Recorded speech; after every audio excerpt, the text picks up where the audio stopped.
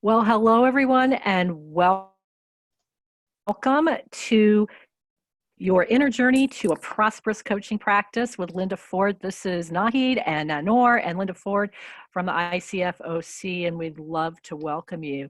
A few administrative things before we get started. Normally our webinars are about 60 minutes. I assume most of you looked at the times, but just in case you didn't, this one is 90 minutes, and it's 90 minutes for a great reason. And that reason is that I've asked Linda to do some interactive exercises, which she is very excited to do. So you had a handout that was sent to you, and you're going to have opportunities to write on that handout. If you haven't printed it out, you may want to print it out. Now Nora's holding it up right now, and you may want to print it out. At least have a lot of paper to write on with you in front of you, because you're going to be able to write your thoughts and your insights and your reflections. Another thing, CCEUs, you're going to get 1.5 CCEUs for this, but you do need to be on for the whole call to get them.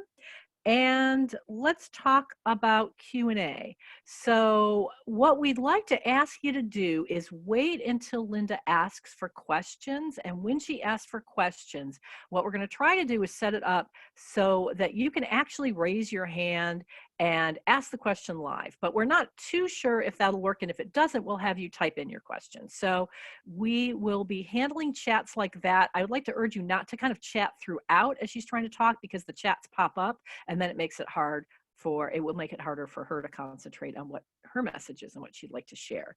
I personally have another webinar I'm coming off to, so you may not see my face at the end. So I want to thank Nanor, our president, for being here with me to kind of co-facilitate the back end of things. Nanor and I will be helping Linda with managing chats and some of the back end, and Nanor will be on at the end to kind of share with you what's coming up in our upcoming webinars.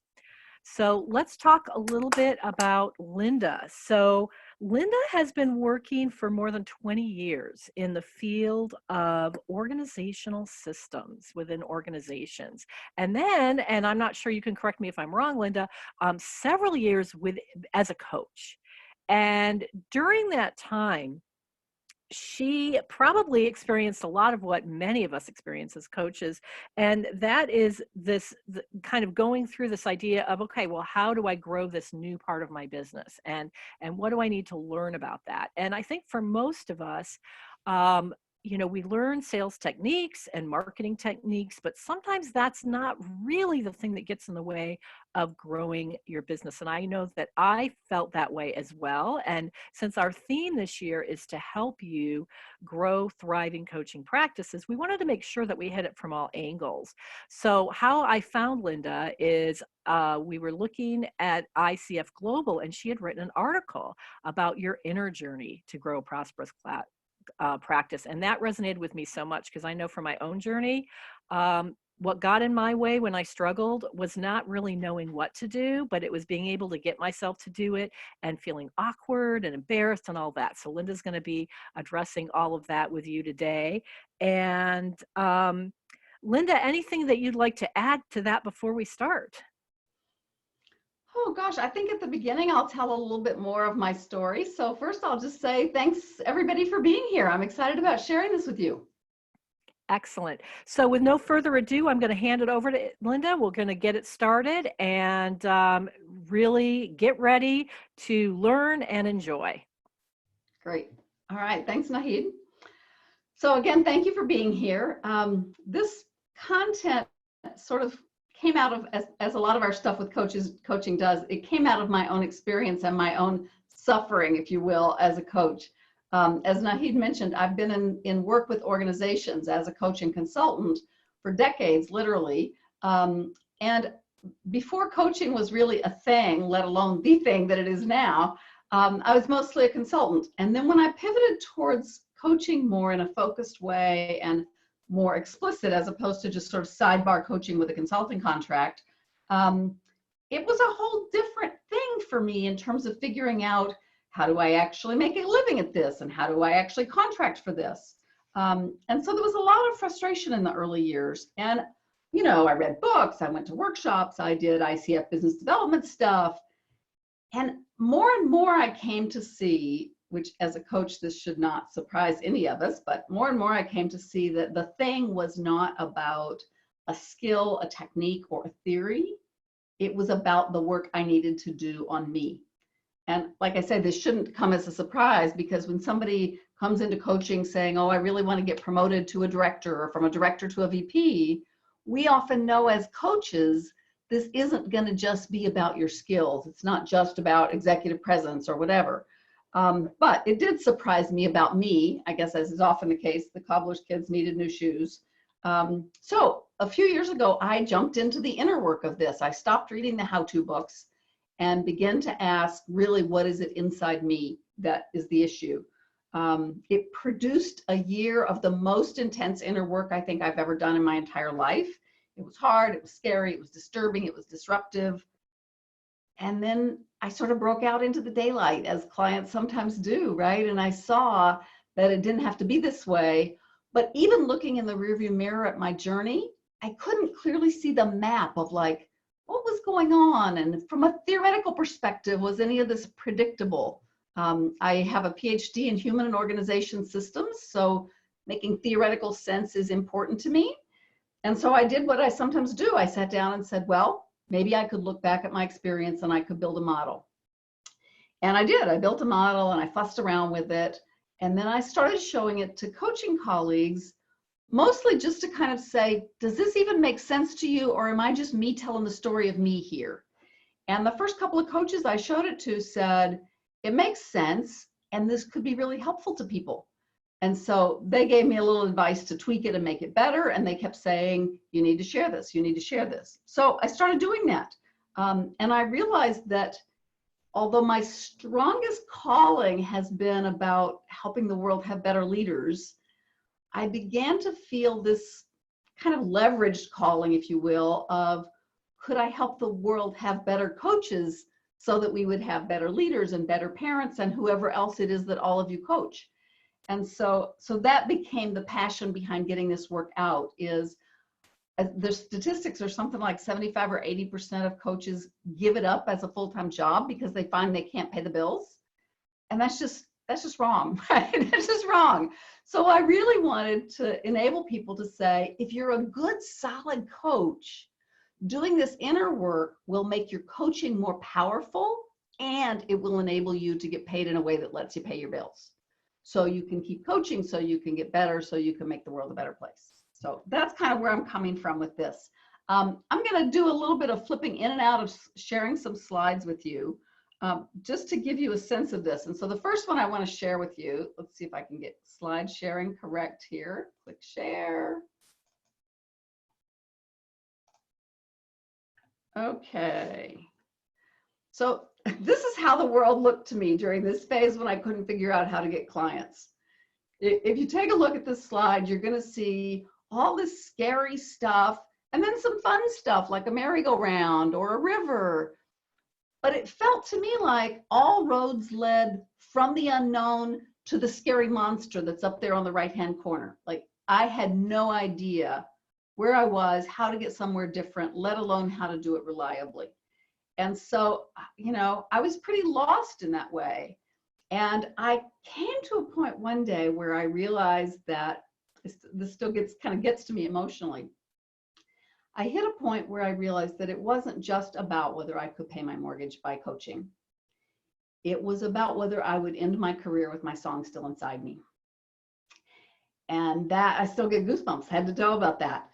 That just felt like, that's not okay with me. Whatever it is that I have to face, wrestle with, learn in order to not have that be true at the end of my career, then that's what I have to do. And so that prompted this year of really intense growth for me.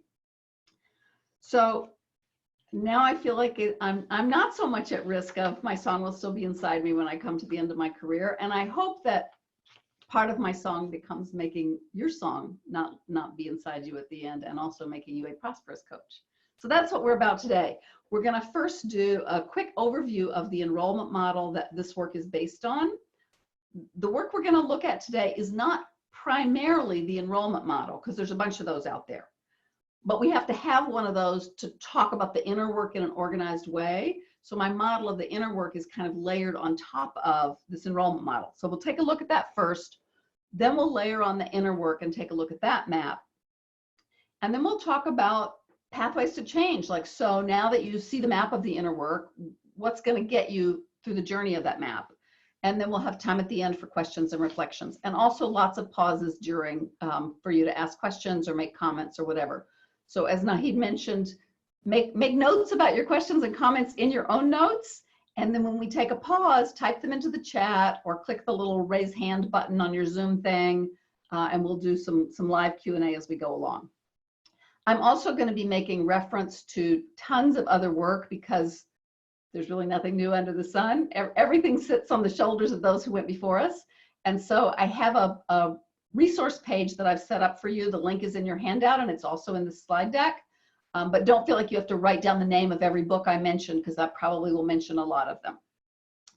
And that will be on the slides and in your handout.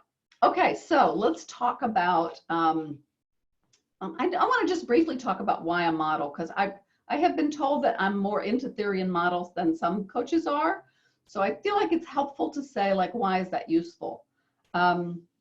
Mostly, I think, because if something isn't going well and I don't have a model, I have no way to look at what might not be going well or how I might improve or what I need to learn. So it becomes a pointer to ways to get better, what we need to do inside ourselves, and it's just a way of navigating. So enough justification of models. This one is based on some mix of spin selling, selling the invisible, the Prosperous coach, and again, all of that is in your resource page. So here's a quick look at the model.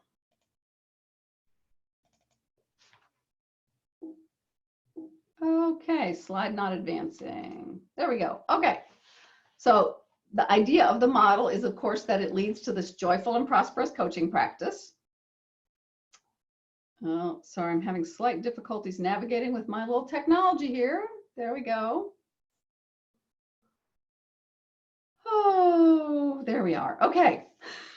So we have two pieces of the model, and my little advancing the slides, I advanced twice. So the thing about this model, as you'll see, this is on, the skeleton of this is on page 1 of your handout at the top. With intentionally the primary content missing so that you write it for yourself and therefore learn it better, I believe. So 4 steps to the model. Each step of the model should advance the sale. This language, I believe, comes from spin selling. If you have a conversation with a prospect and you don't actually advance the sale, then you're either just chit-chatting over coffee or you're doing coaching for free or something, but you're not selling. And so, so each step that we go through will be a way of advancing the sale.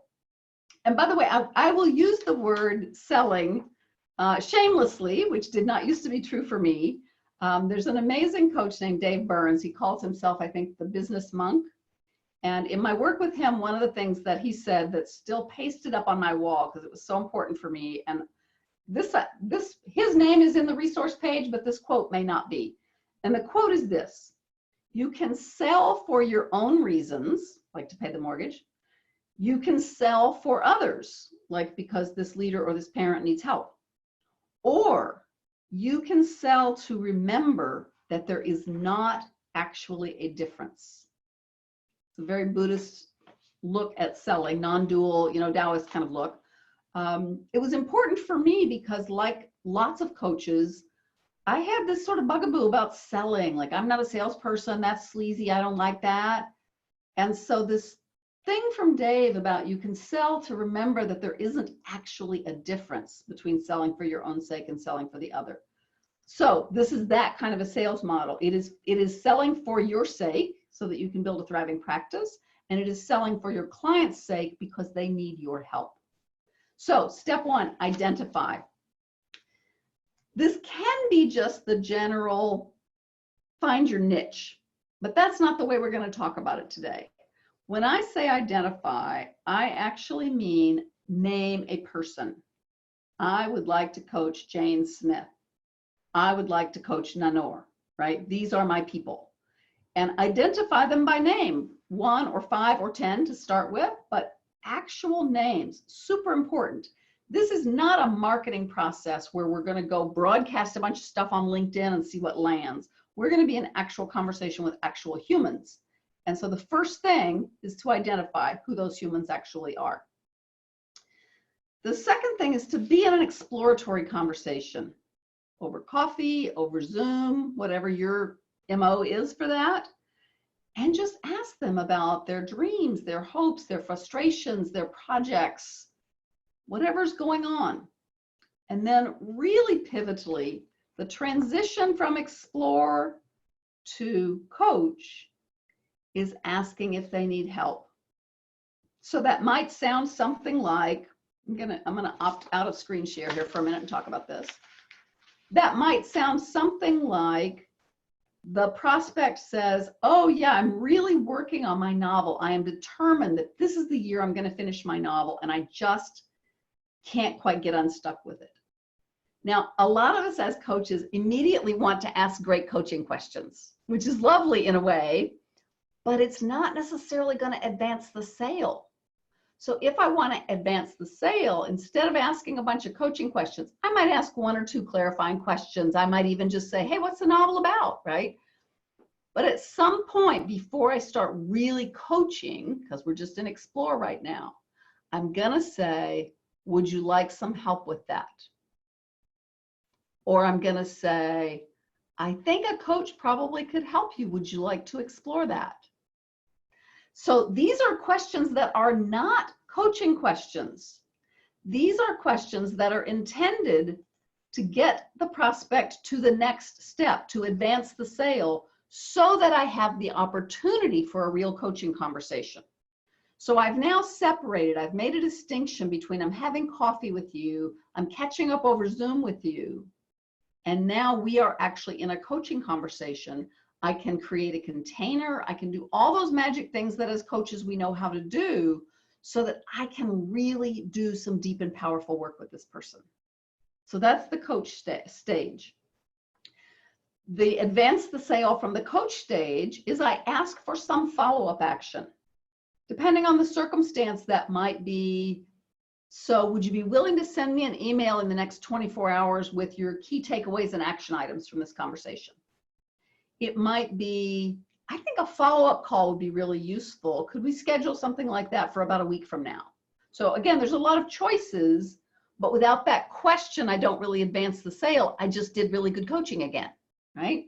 So that's the coach stage. The fourth stage of the model, click the right button, is to gain commitment. And this again is a really important philosophical note for me. I'm going to escape screen share so I can talk to you here. The philosophical note here is about what I am gaining commitment to. Now, most of the time, what I would really love is for this person to be a client. And my commitment in this process is to help them arrive at the right commitment for them to move forward with their future. So let's go back to my novelist, right?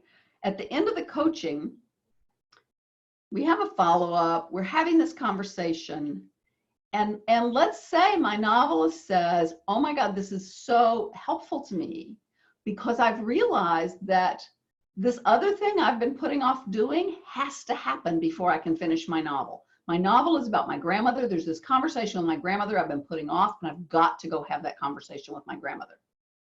So what I want is for her to end our call committed to talking to her grandmother.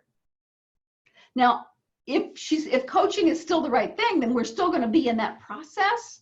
But the philosophical point here, and the way in which this is the Dave Burns thing of selling to know that there actually isn't a difference, the thing I'm actually selling is forward movement about what matters to you.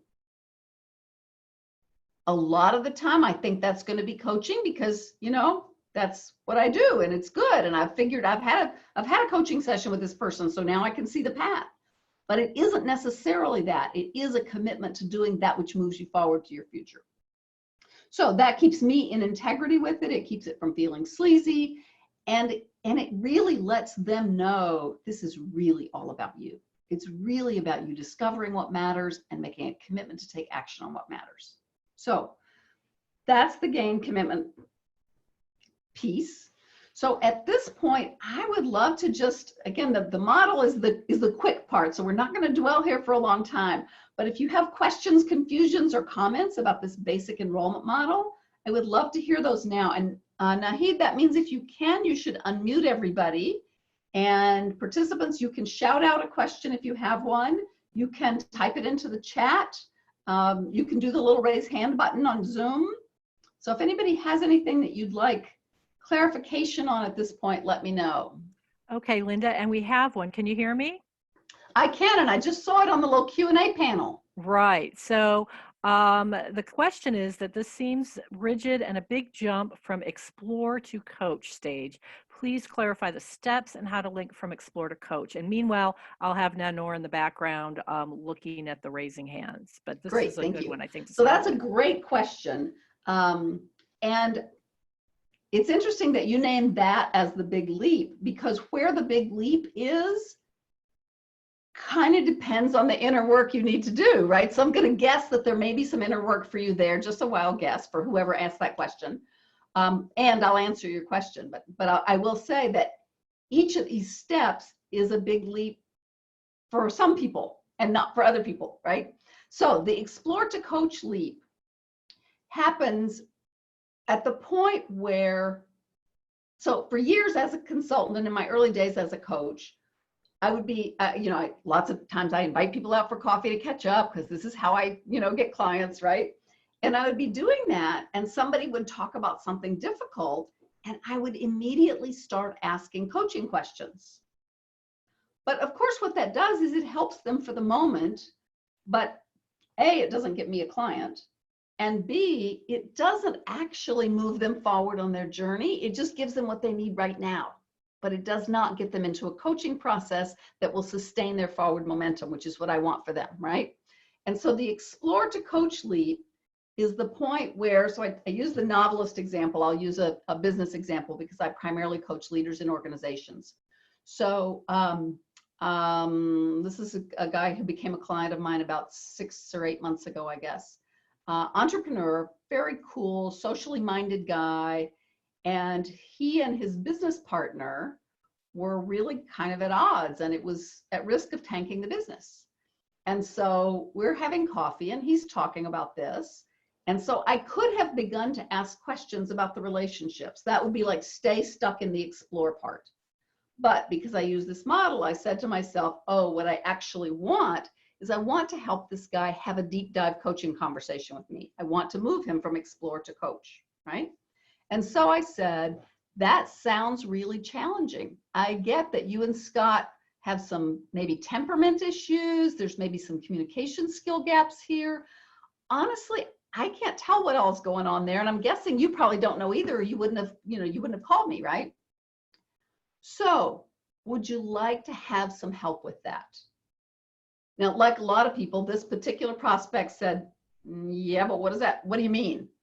And I said, here's what that means. It means you and I get on a Zoom call, probably for 2 hours, and it's a free coaching session. This is a deep dive, pull the covers back and really see if we can get our arms around this issue that you're facing. No cost, no obligation. Let's just do the work for a couple hours and see how it goes. And at the end of that, if you feel like coaching could be helpful, and if I feel like you're somebody I can help, then we'll figure out how to proceed. But what I really want is I just want to spend 2 hours coaching you on this challenge with your business partner, because one way or the other, you guys have to get unstuck. And he said, really? You'd do that for free? And I said, I absolutely would, for 2 reasons. One is I want to help you. That's just the kind of person I am. The other is I'd actually really like to have you as a client. And this is how I do that. This is how I figure out if you and I are a good fit.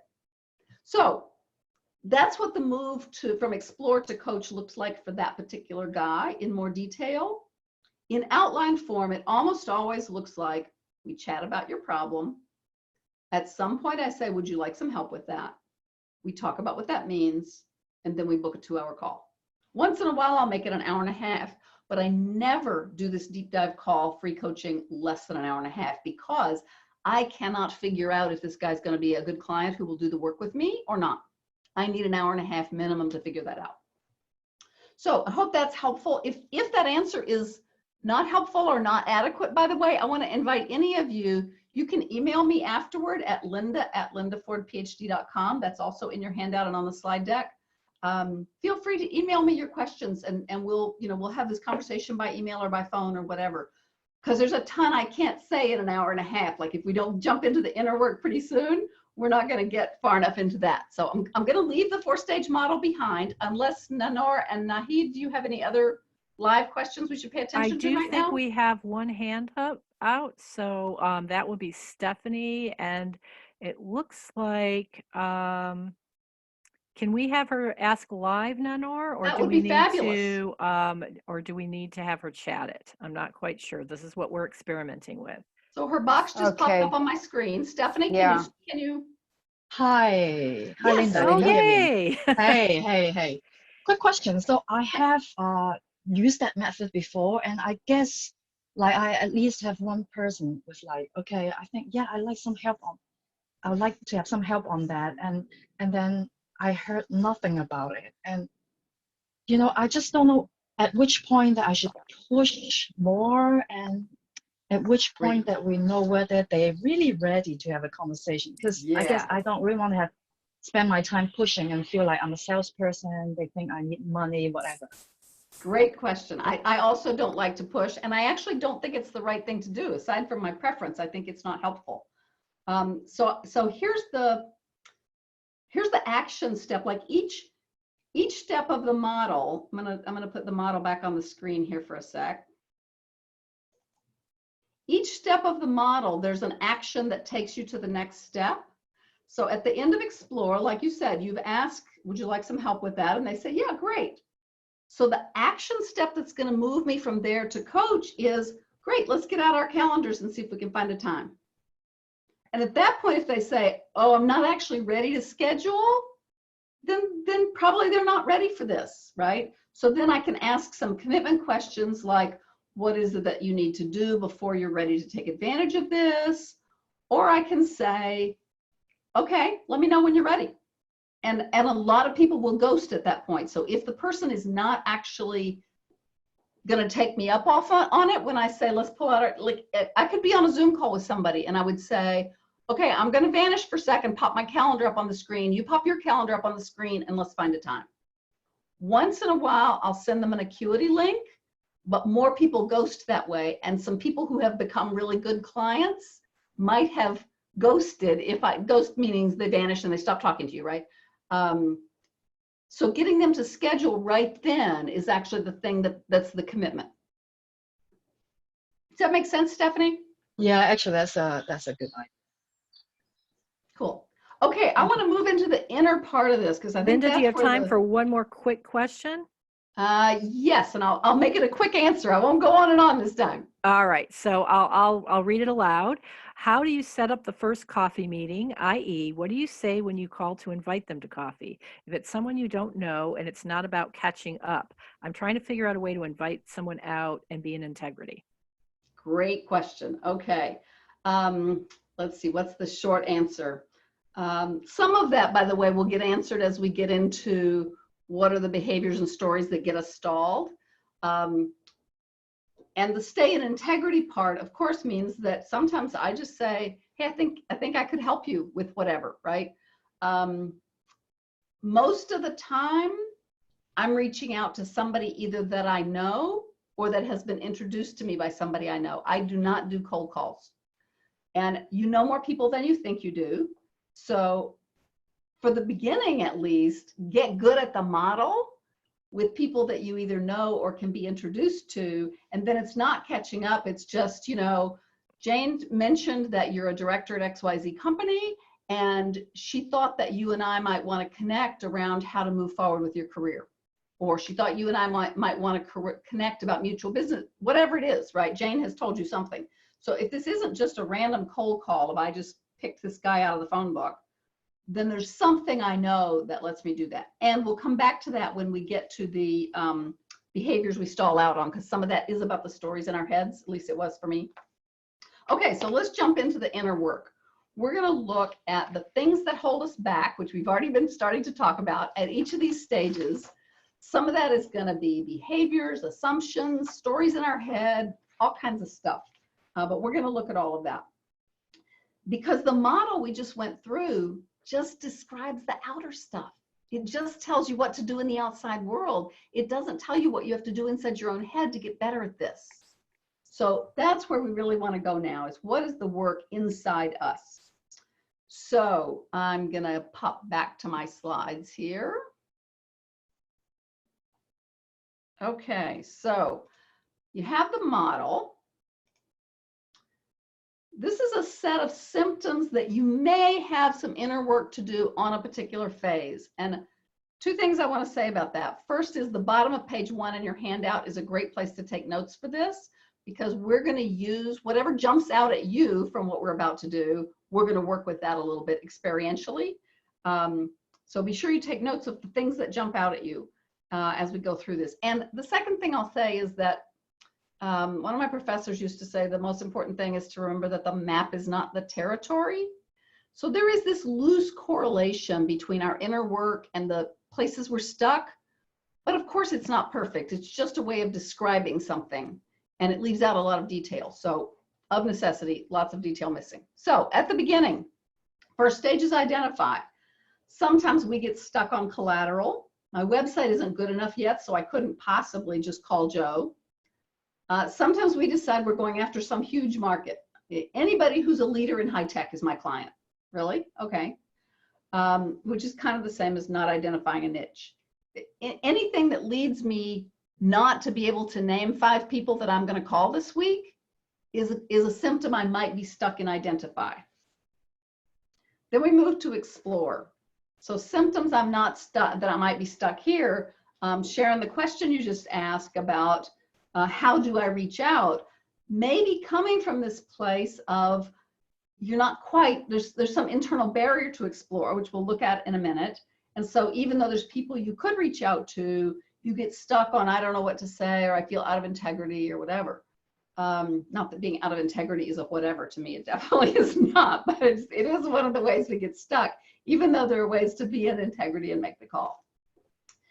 Similarly, I met with a fellow coach the other day, Ted, and Ted was saying, well, yeah, I have these explore conversations, and I sort of started asking, so what do you ask? What's your question once they name a problem? And he gave me these great examples of coaching questions. And I said, Ted, those are coaching questions. What would you ask to advance the sale? And so this was his place of getting stuck, is he just couldn't get himself to say, would you like some help with that? And inversely, what he was also doing was coaching while exploring. So the guy doesn't actually need him because he's getting coaching for the price of a cup of coffee. So that's not going to work, right? So that's symptoms I might be stuck at explore. Symptoms that I might be stuck in coaching, I get on this hour-and-a-half call, but then I play it safe. I don't ask the questions that cause discomfort. And we know that mostly coaching doesn't happen without some discomfort. I can coach a lot from a place of possibility. And of course, I also need to do that. But sometimes even possibility is uncomfortable for people. And I've got to get into that zone where they haven't thought about it before. So if I'm playing safe, it's not going to work. If I'm appeasing the client and not challenging assumptions where they're equating two things that don't necessarily have to be equated or whatever, if I'm not challenging those, but I'm appeasing, that probably means I'm focused on having them like me, like I really need them to like me, think well of me. And that sometimes, frankly, is at odds with doing good coaching. I have to not care so much about that.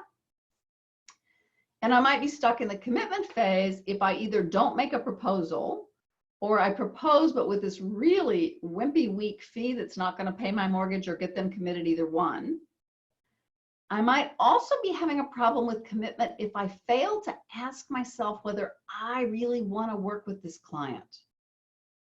Because if I'm not committed to the work just like they are, it's not going to work that well. I should be coaching the people that really are the right people for me to coach. And if they're not right for me, then I should, email Nahid and say, hey, maybe this is a good client for you. Check it out, right? And the third symptom is my favorite of gaining commitment, is the client says yes, and I do what I call a grab and go. You may have, if you go to Home Depot as often as I do, you may have seen those displays in the aisle that are labeled grab and go, and it's a set of screwdrivers or whatever at Home Depot. The grab and go with a yes in the coaching enrollment process is I've made my proposal, I've given them a number, and they go, wow, great, yes, let's do that. And I say, great, let's get started. And the odds are pretty high that that deal won't actually come to money changing hands and real coaching happening, right? Because I didn't really get a solid commitment. I got the socially comfortable yes. So those are my symptoms. Take a second if you haven't yet and make a note at the bottom of page 1 or on your notepad or your iPad or whatever. Where do you feel like you might be getting hung up? So I'm going to pause and be silent for just a minute while everybody writes something down.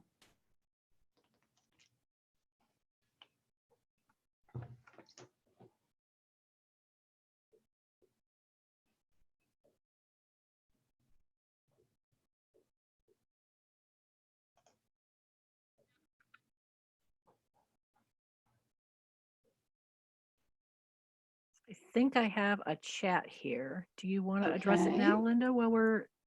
Oh, sure, yes. By all means, put something in the chat if you want to either label a phase, like somebody just put they're stuck on explore, or if you want to say a specific thing, like I make a proposal, but it's a really weak fee. Yes, that would be great. Chat in where you're stuck.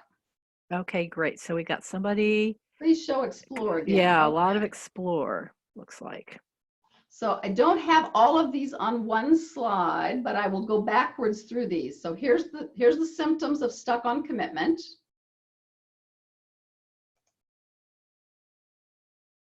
Yeah, and Here's another comment about the weak fee. Okay, great. Here's the symptoms you might be stuck on the coach phase.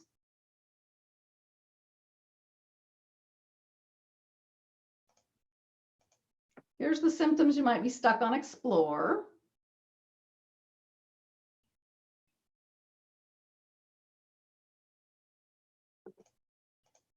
And here's the symptoms that you might be stuck on identify.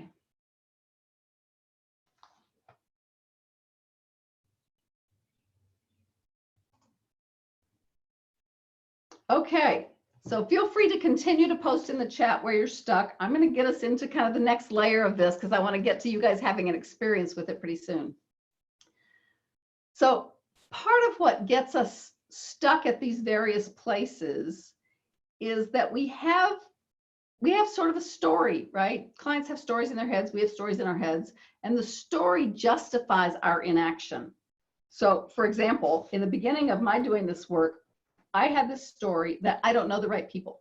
None of the people that I know are people that I could possibly do this process with. They're just all the wrong people. And fortunately, my coach looked at me and said, really? And I tried to defend my story for a while, as we do. And you know, then it sort of became the empirical thing of like, so let's see, how many people are in your database? How many people get your newsletter?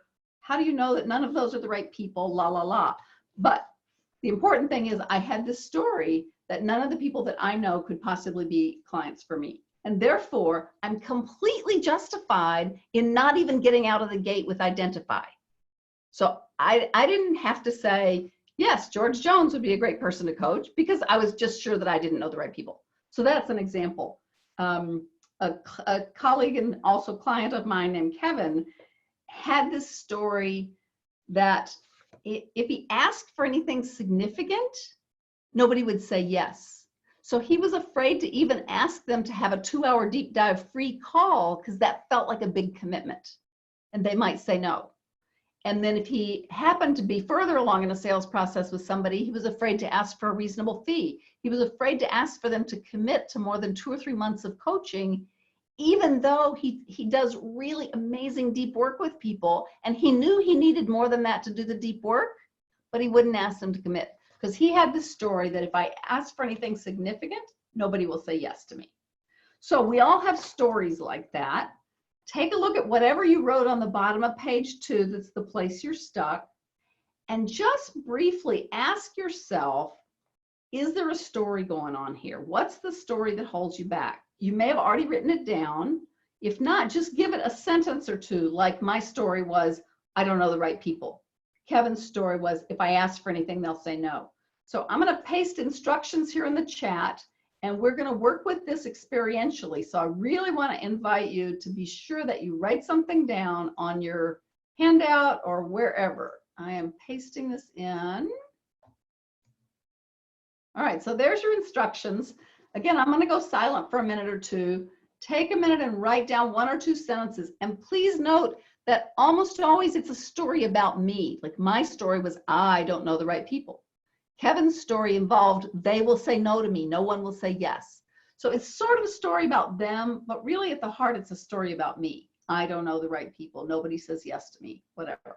All right, so I'll take a minute or so of silence and write that stuff down for yourself because we're going to do an experience with that.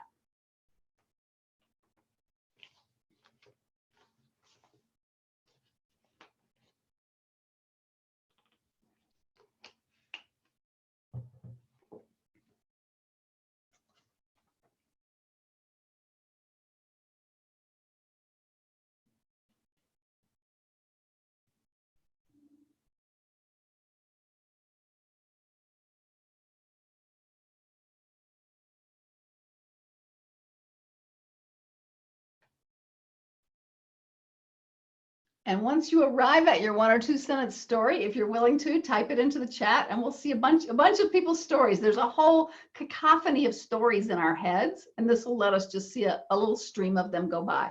So if you're willing to give us your 1 or 2 sentence story in the chat, that would be great.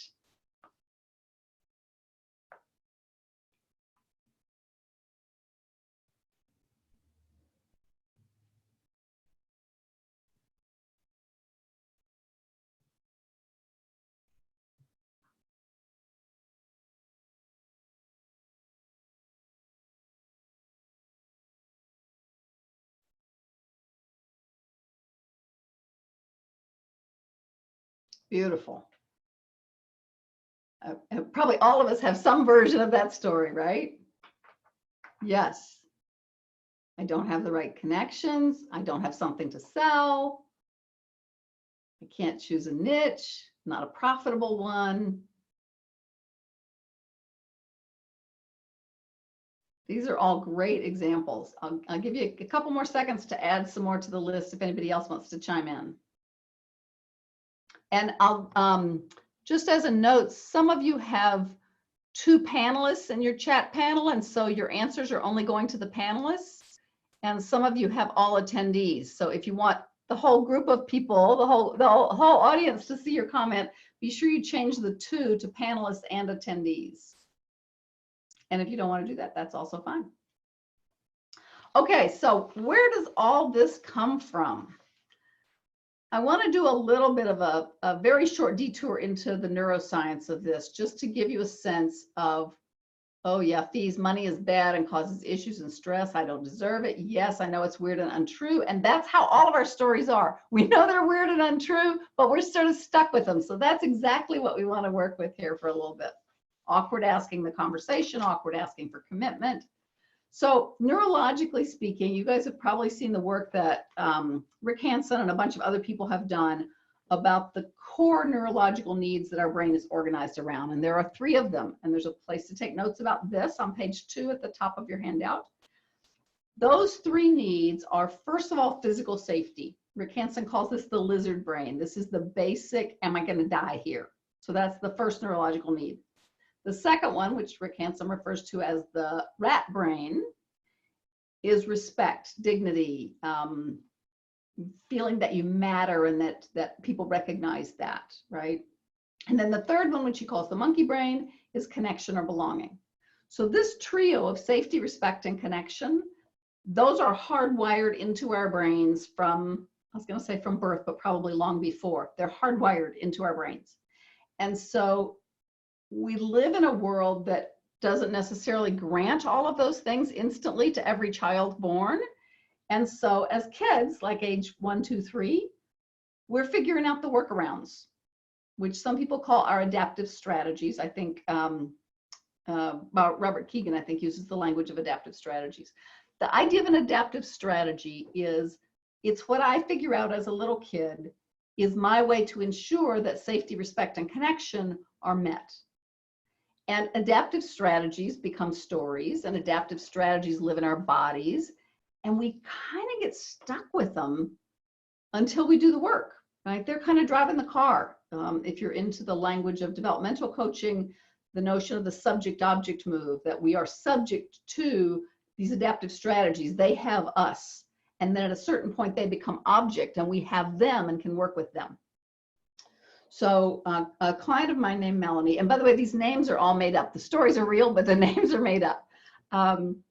This client, Melanie, came from an abusive family with a violent dad, 2 older brothers and her, so this very male, anger-dominated kind of household. And Melanie pretty early on decided that her safety depended on not standing out. She made a decision at a very early age, and her language when she said this to me, and like light bulb, like, oh my gosh, I get it. I decided not to shine or thrive, but merely to survive. And that was her adaptive strategy in this particular family system.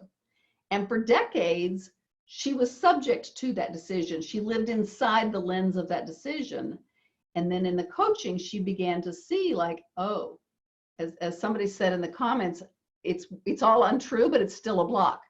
So that's what was happening for Melanie, is she knew that survive was not actually her objective, but she also began to see that she behaved as if it was, and that was what had to change, and that this lived deep in her body, etc. So the safety, respect, and connection thing is like the bedrock neurological science that tells us where these adaptive strategies come from and how deeply wired they are, that they're not negotiable, and they don't go away just because my rational brain says, hey, honey, that isn't true. Yeah, not so much, right? Robert Keegan refers to these as competing commitments. If you've seen his immunity to change with the 4 columns, which we'll talk about a little bit later, these adaptive strategies become the competing commitments. So Melanie had a competing commitment to not stand out, to not shine or thrive. And so no matter what she said about what she wanted with her coaching practice, she leased an office, she had this beautiful setup, but somehow it just was not okay for her to really thrive in that. Okay, so if you're noticing things about your adaptive strategy as we talk on page 2, you can write some of that down. What I'm going to do to prompt you a little bit is I'm going to go back through the model and look at some of the stories or adaptive strategies that come up with each stage. So I'm going to put that up on the screen right now. Oops, not that way, I don't think. We have to click the share button. And this, and this. Oh, okay. So my identify issue of I just don't know the right people was actually about a choice that I made decades ago about being invisible. So for me, safety came to equal invisibility. I also had a very noisy, rage-filled dad. And I was the youngest in the family. So hiding, literally and figuratively, was a really great strategy. It was a very adaptive strategy. It served me quite well. Didn't really serve my coaching practice so well decades later, but there you go. So in being invisible for me sounded like I don't know the right people. It might sound like I haven't found the right niche. It might sound like I need to clarify my offer. So all of these could be ways that I choose being invisible crops up as a story for you, or as an adaptive strategy. So again, on page 2, make some notes of what of that rings true for you, if anything, as we go through, because the next thing is an experiential exercise. Okay, when I hit explore, it may be that my answer to how do I get respect, the second neurological need, was to choose innocence. And by this, I mean, many of us sort of have an allergy to selling because it seems manipulative, or we just think of it as, I don't want to be manipulative, or it's sleazy, right? So this can come out of the adaptive strategy of I will be respected and I will have my dignity intact as long as I have the innocence of knowing that I never was in this territory of manipulation. Because this also was one of my secondary adaptive strategies, that's why the Dave Burns quote about, I keep looking to the left because it's on the wall to the left of my screen here. You can sell to remember that there isn't actually a difference between selling for your sake and selling for the sake of others. As long as you choose being innocent, you can't really own Dave's comment. There's a pivot point where you can let go of the choice to be innocent and embrace Dave's comment. So make some notes if any of that resonates. If you're stuck on the coach layer, this may be about connection. So it may be that at some point your adaptive strategy was, as long as I'm the nice girl or guy, I'll be liked, I'll be accepted, and that's my way of being connected. So again, I'm the youngest in my family. I'm also the youngest cousin of 15 in my extended family. So being the shrimp, I felt like being nice is a good way. Like, I'll get along. I'll be the person who always adapts. I'll be nice. I also grew up in the South, and girls in the South are often encouraged to be nice. So nice is kind of in quotes here, because of course we want to be nice, not mean. But there's the nice that's got that icky, you know, less than authentically nice. And so if I've decided that my sense of safety and belonging depends on me being agreeable, then I can't coach well. Because coaching effectively means at some point I'm going to say challenging things, and somebody might think I'm not being nice. So that can sound like they won't like me if I jump in deep too soon. They are going to be uncomfortable if I ask deep questions about that subject, things like that. And again, make a note if that resonates. Commitment. This is where it gets really interesting and almost the summary thing. The reason so many of us have difficulty with the commitment stage, which includes the proposal, closing the deal, all of that, is because each of these adaptive strategies essentially leads to the conclusion, I am not enough. Because if I were enough, I wouldn't have to worry about being invisible or innocent or nice. And so the kind of crescendo here is that most of us somewhere in our psyche in the process of growing up concluded, I am not enough. And it may take the particular form of invisible or innocent or nice, but the conclusion is I'm not enough. And if I'm not enough, if I know in my own heart and in my own head I am not enough, then how can I possibly charge a reasonable fee? How can I possibly say you need to commit to 6 months because this work is hard and messy and I need you to be in the container for 6 months?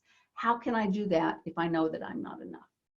So again, make some notes if this resonates. We're gonna start to jump into some work with this.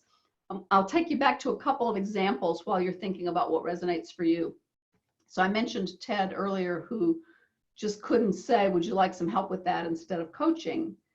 That's an example of probably choosing to be innocent. Probably he felt like, I need to be the guy with no agenda. I need to never risk being thought of as manipulative. I can't be selling. I just have to be here for them and let what happens happen. So that was probably an innocence thing. Kevin, who was afraid to ask for too much, probably had this I am not enough may have had a pretty good stranglehold on him, because he was not enough to ask for enough, because he knew everybody would say no. Okay. So lots of examples of where things can get stuck, lots of the inner story here. These stories live not just in our heads, but in our bodies. And so what we're going to do briefly here is explore this story in your body. And before we do that, Linda, there's a couple of chats. I don't know if you want to address them, but I just thought I would read them. I actually don't, because we barely have time to do the experiential things. So I'm gonna stick with getting us on the path to experiential, and then if there's time, we'll come back to questions. Okay, great, guys. So I want you to identify this choice or belief, and it might be in the general form of I choose to be invisible. It might be a specific thing like I don't deserve to charge a good fee. It might be like any of these barriers that you've outlined. Just take a minute to name the one that you're going to work with. We're going to do a somatic practice, so you're going to have a chance to work with this in your body. So take a second to identify that, and I'll be quiet while you think.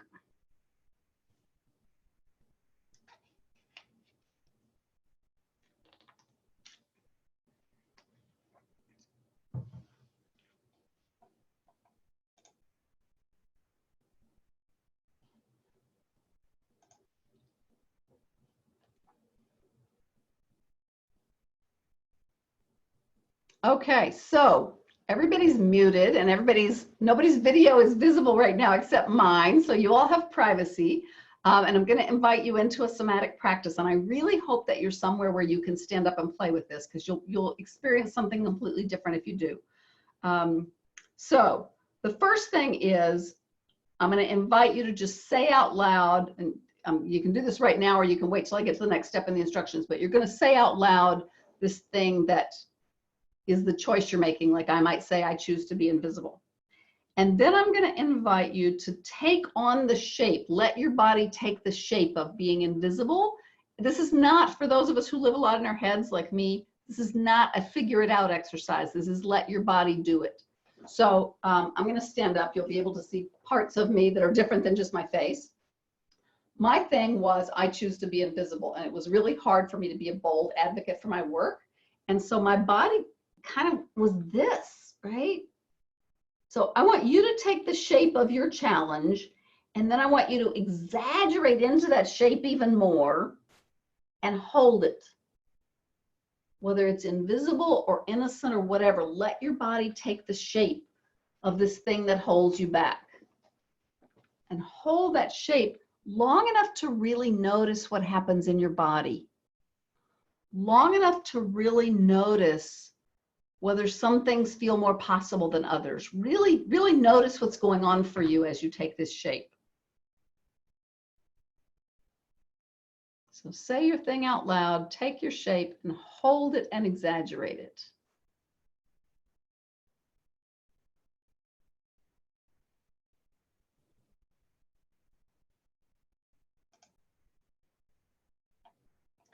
And as you're doing that, I'm going to put some reflection questions in the chat and invite you to either write or just think about what's happening for you with regard to these. So what feels possible in this shape? And perhaps more importantly for this shape, what feels hard or impossible? Question actually says what feels not hard, but it's supposed to say what feels hard or impossible. And what do you notice in your body, your emotions, or your story? So take a minute to just reflect on that.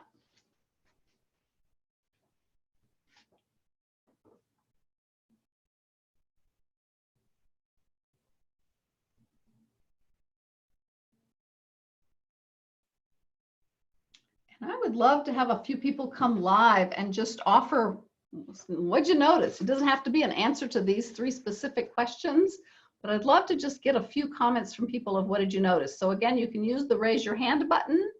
You can, I guess that's probably the best thing if we're going to get them live. Use the raise your hand button. Or put them in the chat. What did you experience with the somatic practice?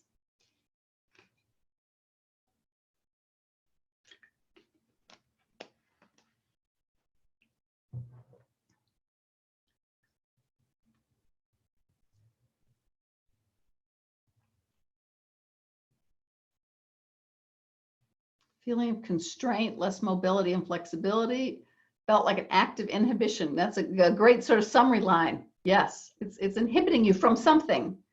And you may be in tune with what's inhibited or not. A sadness or a stuckness, yeah.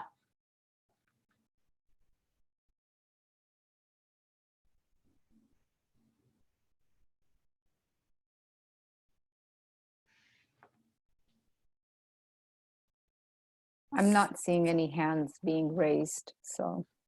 It's okay, we're getting good stuff in the chat. Hiding, fearful, contracted. Yeah, so as you just scan through what's in the chat, you can see that these are not states of being that are going to support you being an advocate for your coaching or being an advocate for your client getting into coaching, right? These are not words that describe the place we want to hang out to be our best self as a coach. We don't want to be inhibited or hiding or contracted or stuck. Made me very small, 3 or 4. Yes, oh gosh, that so sounds like mine. 3 or 4 years old, I can't decide came up. Yeah, beautiful. So this is part of the work, right? Is you're getting somatically in touch with what happens for you that's holding you back. What's the embodied nature of your constriction, your constraints. So let's talk about something more positive. Let's talk about doing this differently, right? It's one thing to know this is my experience of my stuckness, but let's see if we can identify the experience of where we want to be.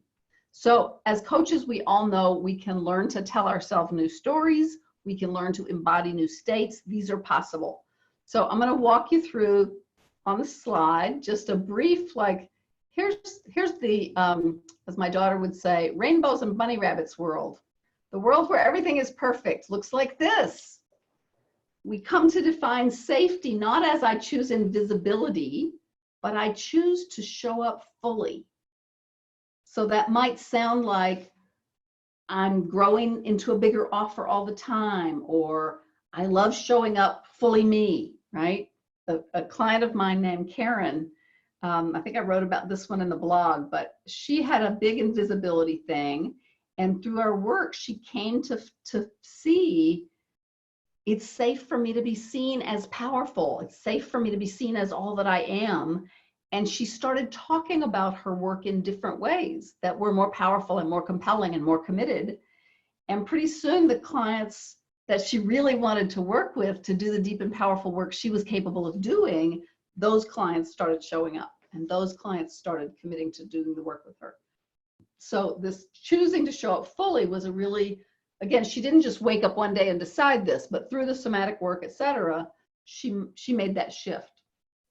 In Explore, instead Linda, sorry, yes, ma'am. somebody's asking, is this what you wanted to be sharing? Because we're seeing like your notes or something. Oh dear. Well, you're seeing my incompetence with Zoom. Okay, let's try again.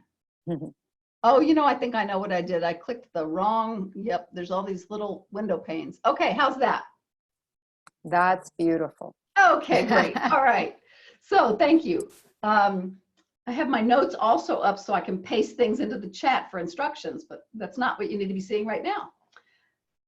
So in the Identify, the move is to shift for safety is showing up fully. In Explore, the move is to shift out of this innocence thing and into respect comes from me having the courage of my convictions, me knowing where I stand. With connection, we shift from being nice or agreeable to choosing authenticity. I choose to be authentic, and that's how I maintain authentic connection with others. And then ultimately, I know that I am enough. That, you know, that one's in all caps. That's a big one. I still get sort of a somatic hit even when I say that out loud, because that was a part of the intensity of my journey, was making that shift layered on all of these others. So this is all part of how the story changes, right? The story of safety comes to be, I'm growing into a bigger offer, it's safe to show up. The story of respect can have pieces of, sorry, I have the courage of my conviction, and that can sound like I could explore with lots of people. I can advocate for coaching. I truly know that selling is serving. Authenticity can sound like I value great coaching more than I value people's approval. And of course, enoughness can sound like a ton of things. I'm confident that I can have a thriving practice. I believe in myself. I know the value of my offer.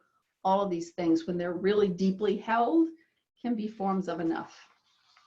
So if life was perfect and easy, we would just look at this slide and we would pick one and we would say, yes, I choose that one today, right? But unfortunately, life is not that easy. And I don't know about you, but I have this big, nasty gremlin in my head who says, not so fast, that's not happening. And, you know, this guy's really good at blocking attempts to change. So as long as he gets to run the show, I'm not going to make the shift. I'm going to need support for the shift. I had coaching, I had a group program, I had a lot of support for my shift. It's actually probably courtesy of this lovely gremlin that I created this peer pod program, because I feel like we need to do this work together, right? We don't do this work alone. We do it together. We face our gremlins together with your coach, in a group, whatever it is for you. So let's do just a tiny bit of work with our gremlin right now, because you did the work of experiencing what the body feels like in this contracted, sad, inhibited state. So let's experience the opposite. So in your handout, I think we're probably up to about page 5 by now. Identify a belief or a trait or a state, maybe something from that slide, which I'll put back up in a second. Identify something that you would really love to embody in service of building a thriving practice. So let me get the slide back up there. Not this guy, but this. Write down a quality or a state that you would really love to embody, preferably something a little more specific than these 4 things. These are just sort of prompts for you, but it might be boldness, it might be not caring what other people think about me, it might be courageousness, whatever. So take a minute to just write that down, and then we're going to do a somatic practice with that as well. And if you want to put those in the chat, that would also be great.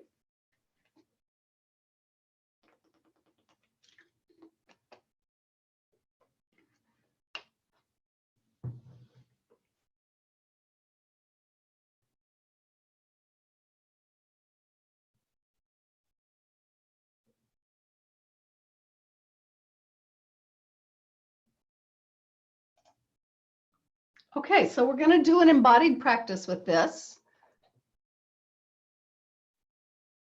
Yep, okay. We're going to do an embodied practice with this similar to the other one. So I'll go back to the example of my client, Karen, who wasn't really taking a strong stand for the kind of work she knew she could do. She was doing coaching, but kind of not the deep work she felt she could do. And then she shifted, and she shifted out of the need to be invisible and into a state that she described as authentic power. And what her body did when she imagined authentic power, I think I'll stay seated because this is mostly an upper body thing. But Karen's body, when she imagined authentic power, did a gesture kind of like this. And she could feel the energy of that. I feel it when I do it on her behalf. She could feel the energy of that. So as before, I want you to think about the quality that you want to embody. And then I want you to allow your body to take that shape, hold that shape, and exaggerate it. So it can be a whole thought, like making decisions and choices readily and showing up fully. That's fairly complex, so you might want to work with show up fully, right? And just let your body take that shape. It might be a motion. You know, clients sometimes have something that's a forward motion like that, right? So let your body take that shape, exaggerate it, hold it, and then I'll put the reflection questions back in the chat for you.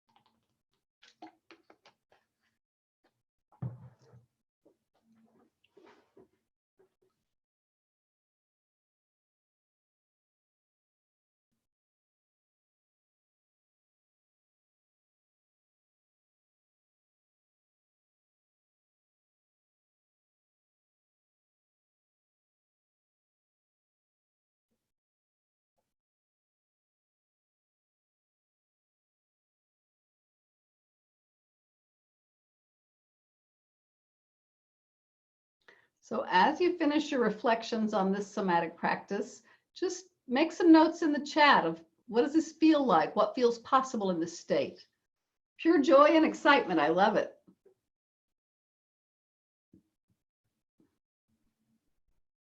What feels possible? What do you notice?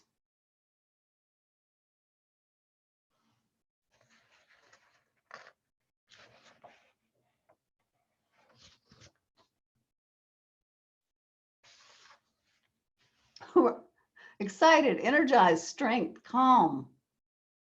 Beautiful. Alert and aware, lovely. Happier, freer myself. I also notice nerves as if this is a big step. Great, yes. Hard, everyone won't like me. Yeah, so these last two comments in the chat are especially noticing how big it is to live in this body as opposed to the one you tried on earlier, right? Your system is inherently going, wow, this is a big step. Can I do this? And your system is saying, people won't like me. I know they like me the way I am now. They may not like me this way. Yes, yes, yes. And of course, those are not, sometimes we can feel like those concerns mean don't do it. But of course, as coaches, you know, they just mean you're on the path to growth. They just mean, yes, this is a step you could take and it will stretch you. It will make you grow. Letting go of holding back. That's nice. Yeah. Thank you. Continue to put things in the chat about what you're noticing. I'm gonna kind of go on and weave this into the next piece. Because you're all coaches, I want to give you some pointers to the bodies of work that are already out there in the world in books and stuff that will let you further explore some of this. So let's see, let me just briefly go back to the slide. Share, slide, there we are. Whoop, okay. So, oh yes, before we actually talk about the individual pathways to change, this is the URL for the resource page that I created especially for this webinar. Each of the bodies of work I'm about to talk about will be identified there with names and books and stuff. And also there's a PDF of these slides and a PDF of the handout. So that'll give you a place to go for this stuff. So, first pathway I want to talk about is the one that we just experienced, which is somatic work. All of this stuff deeply lives in our body, and no matter how much our logical brain decides to change, without changing it in our body, we're not going to get anywhere. And you kind of saw the pointers to that. Those of you that posted things like it's hard and it's a big step, that's sort of your body saying, yeah, this is where the work is.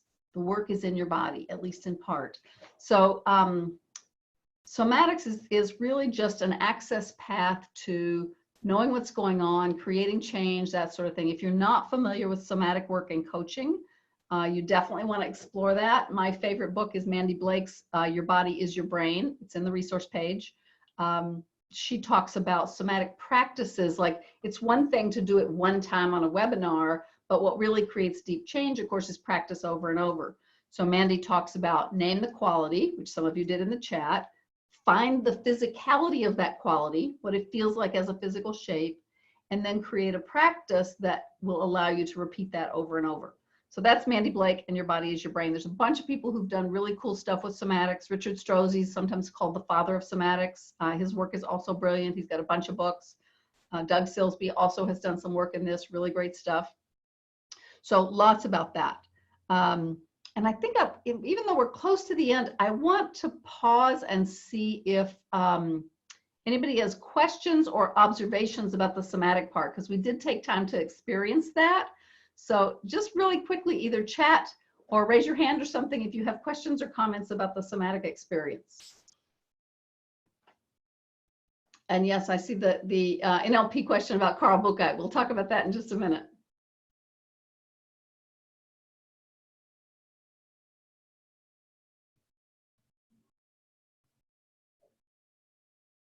Any hands raised for questions about somatics?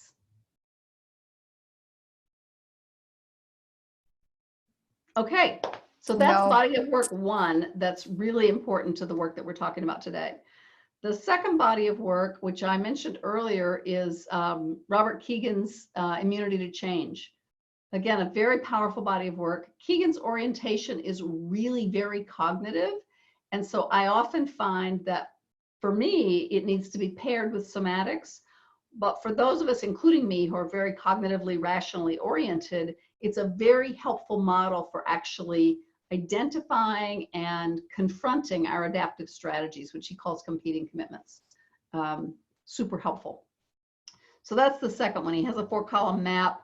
Again, this is another reason that I created this peer pod for coaches, is that it's doing the immunity to change map isn't easy to do on your own. And somewhat ironically to me, maybe not to other people, it's easier to do in a coaching group than individually. I recently did it in a peer group that I'm in, and the person who led it was great, and it was cool to do it in a group. Okay, so that's the immunity to change work. Last body of work that we're going to talk about is the one that somebody asked about in the chat, which is NLP, neuro-linguistic programming. I actually, this is a whole complex thing in itself. So the place I want to start with that is that I think the third pathway to change I want to name is working with our subpersonalities or our parts. It used to be that psychologists thought of the self or the personality as this very unity thing, like one thing. 30 or 40 years ago, psychologists began to see that actually our psyches aren't so much a unitive thing as they are a bunch of parts with sort of an orchestrator.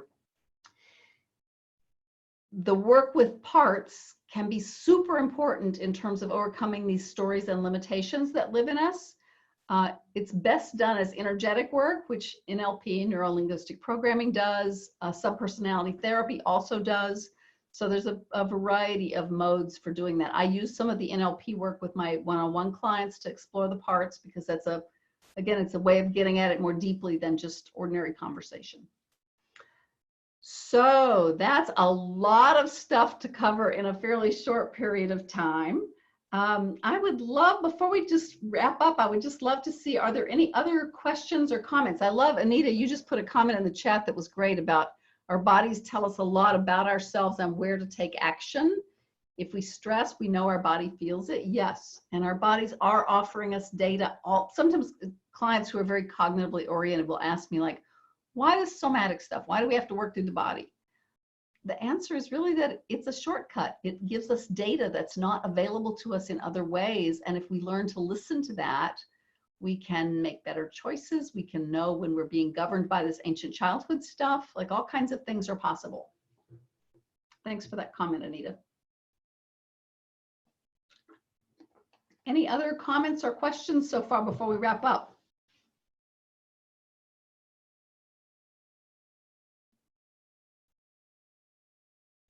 So I would love to hear some quick thoughts from you.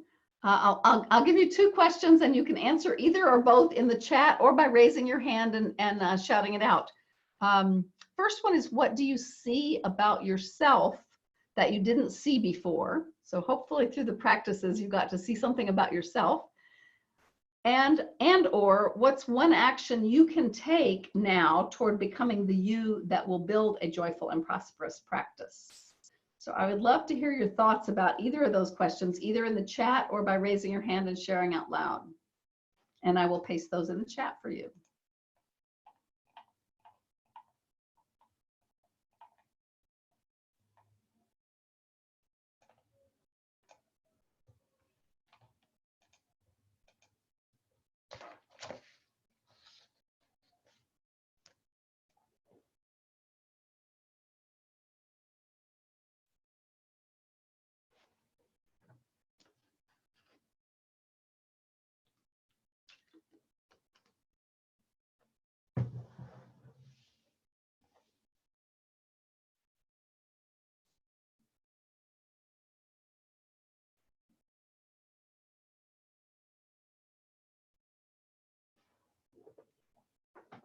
Great comments. Yes, feeling the constraint makes you see how the internal dialogue manifests. Yes, our internal dialogue is always showing up.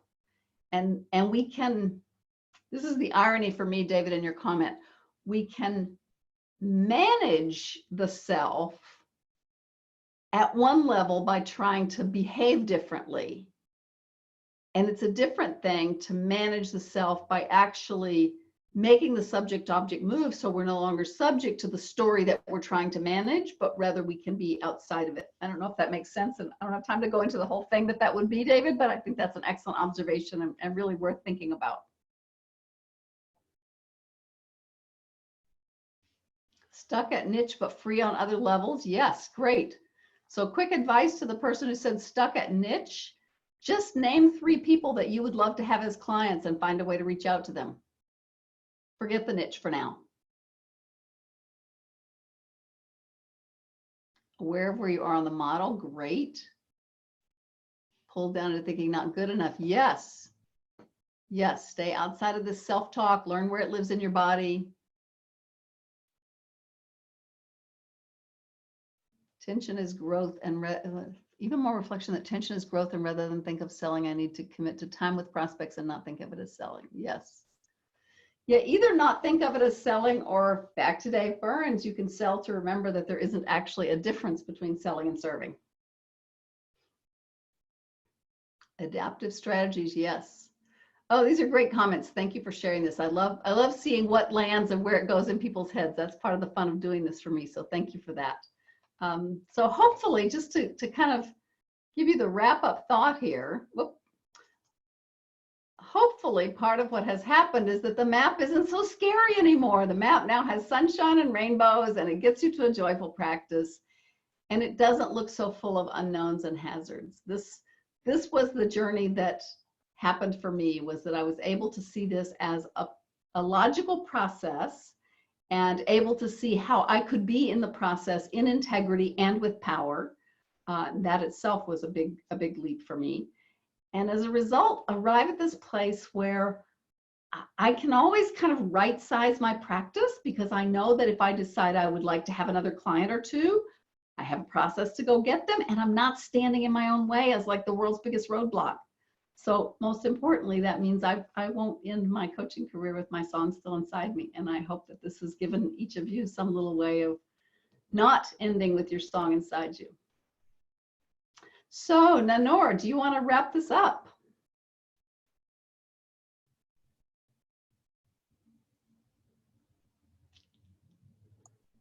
Yes, hello. Can you hear me now? Yes. Okay, wonderful. Wow, Linda, that was phenomenal. I mean, thank you so much for your generosity in sharing with us the model, and walking us through, you know, all of this, and helping us see for ourselves where we are stuck.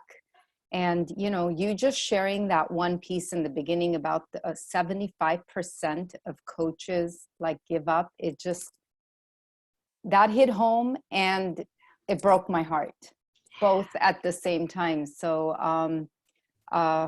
I really appreciate the work that you do and the contribution that you're providing to all of us as coaches, so that we can go out there and do the work that we know we're meant to do, right? The song, that song that you talked about. So thank you so much. The only thing I think I wanted to share is, and you know what, I'll go ahead and share my screen real quick. But basically, oops. Oh, here we go. Let me see real quick. Basically, I just wanted to invite everyone, if you're in the Orange County area, or if you'd like to come and visit beautiful sunny California, we have our monthly chapter meetings, which is the 3rd Thursday of every month. And one of them is coming up this Thursday, the 20th. We're going to be talking about doing a mastermind, business development around mastermind. And a lot of the things Linda talked about today, we'll start applying it a little bit more, and, you know, putting it into some actions. And then we also have another webinar coming up, March 3rd. What is your measure of success, dollars or clients, with Cynthia Lloyd-Darst. So, and if you continue down our events page, you'll see we have ongoing programming available for all of us. So that's it. Thank you so much. And we're actually ahead of time. Do you want to see if there are any additional questions anybody has that wants to ask? Please raise your hand. I'm still checking that. It's a fun feature that we don't use a lot. So if anybody wants to, you know, on the spot coaching from Linda, it's an opportunity. Don't miss it. By all means. Put a question in chat or raise your hand or whatever your technology lets you do. I'm really grateful to each of you for the work that you do in the world and for showing up today. Yeah. And just so you know, this is being recorded and we will post it to our YouTube channel. And you will have a link to that so you can re-listen to it if you missed anything. And yes, definitely we'll be sending out the CCEUs, the 1.5 CCEUs for this webinar, probably by tomorrow. So, yeah. Great. And the handout PDF has the URL for your resource page. I'm putting it right here in the chat, so it'll be there as well. So take a look at that page. You can download the slides, you can download the handout. You'll see both the names of books and stuff, and also what I call the lineage of this work, where it comes from. Okay, we have a question from Anita. Yeah. Why do we still sometimes feel insecure even when we know we are happy to serve and are good coaches, e.g. have testimonials? Brilliant question, Anita. And it so gets at the heart of the matter. Like this is not probably neurologically accurate, but the way I think of it is there's sort of these layers in our brain, and the deep old layer for me can feel insecure, inadequate, not enough, have to be nice, all that in the very deep old part. And then I've layered on that the grown-up part that says I have credentials and I have skills and I have happy clients and la la la, right? But sometimes it drops back into the old part. And for me, that's why the somatic work has been so important.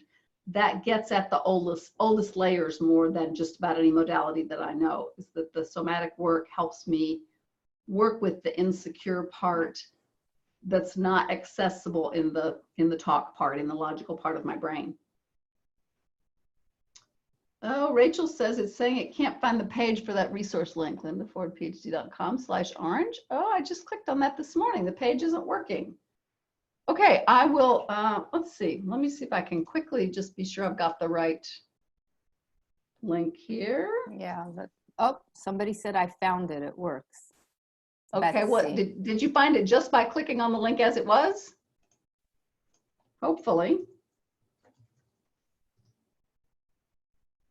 Yeah, okay. I'm gonna copy paste from my browser just in case. Okay. Okay, so that I just pulled that up on my screen. It works. At the very top, you've got the slides and the handout. So if you didn't manage to get those before the webinar today, you have those. Mm-hmm. I see it too. Yeah, I just clicked it. Awesome. All right, thank you all for being here. It was really a pleasure to share this with you. And again, feel free to email me. There's a contact form on my website. Reach out to me if you have questions. I would be happy to be in conversation with you. Thank you. Thank you so much, Linda. Thank you, All right, thank you, everyone, for Nana. attending. Ciao. Bye.